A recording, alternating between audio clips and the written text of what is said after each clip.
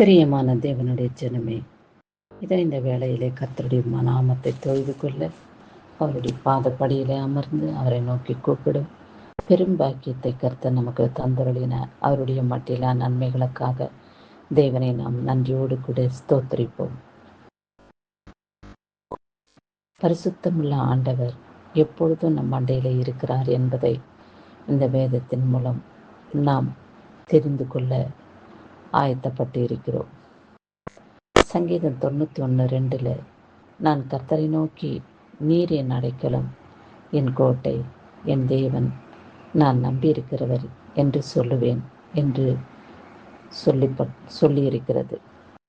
நாம் ஜெபிக்கிற பொழுதெல்லாம், தேவனோடு கூட பேசுகிற பொழுதெல்லாம், தேவனே, என் ராஜாதி ராஜனே, உம்மையல்லாமல் எனக்கு வேற எந்த இடத்திலிருந்து மீட்பும் ரட்சிப்பும் வருகிறதில்லை என்று நான் அறிந்து கொள்ளுகிறேன்.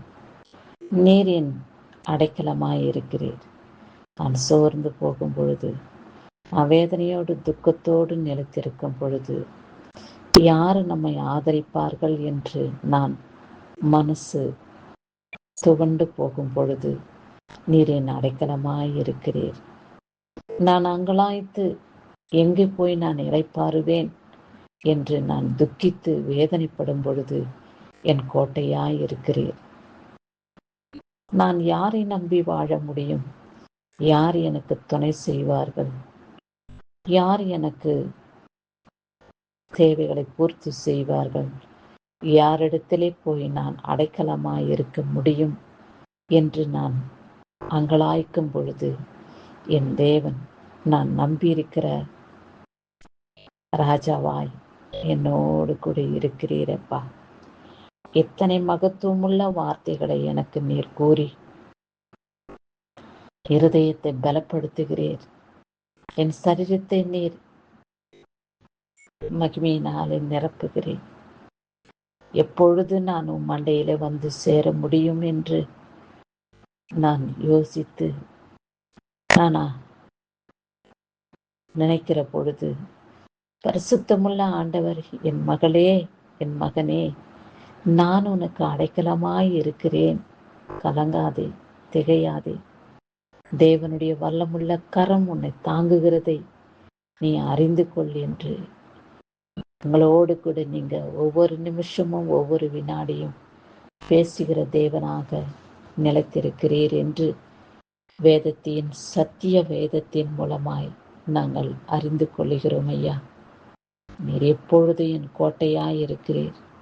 மனுஷனுக்கு பயந்து பொல்லாப்பாய் செய்கிறதான சாத்தான் பிடியிலிருந்து நான் எப்படி விடுவிக்க கூடும் என்று நான் நினைக்கும் பொழுது என் கோட்டையாக நீர் இருக்கிறீர்.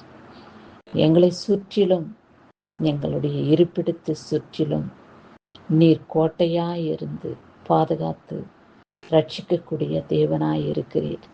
அவைகளை எண்ணி எண்ணி நான் உம்மை துதித்து உடைய நாமத்துக்கு பக்தி வைராகியமாய் வாழ்ந்து உமக்கு சாட்சியாய் உடைய சன்னிதானத்தில் நிலைத்திருக்க நீர் கிருபை காட்டும்படியாக உனக்கு வேண்டிக் கொள்கிறேன் அப்பா என்று ஜெபிக்கிற ஒவ்வொரு ஜப வேண்டுகோளையும் கர்த்தர் ஏற்றுக்கொண்டு பதிலளித்து ஆசீர்வதிக்கவே ஆசீர்வதித்து காத்து கொள்கிற தேவனாக அவர் உங்களோடு கூட இருக்கிறார். இந்நாளிலே பிறந்த நாளையும் திருமண நாளையும் காண்கின்றவர்களை கர்த்தர் ஆசீர்வதிக்கவே ஆசீர்வதித்து காத்து கொள்வாராக. இதோ இத்தனை வருடங்களாக கர்த்தர் உங்களை மகிமையோடு வல்லமையோடு பாதுகாத்து கொண்டார்.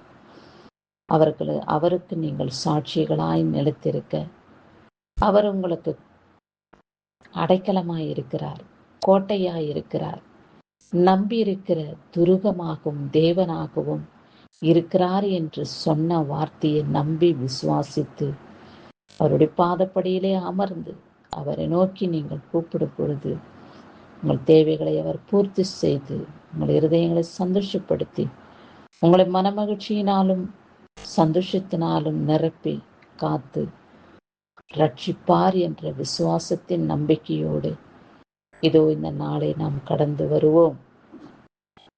கர்த்தருடைய கிருபை இன்றும் என்றும் சதா காலங்களிலும் உங்கள் அனைவரோடு கூட இருந்து காத்துக்கொள்வாராக. ஆமேன்.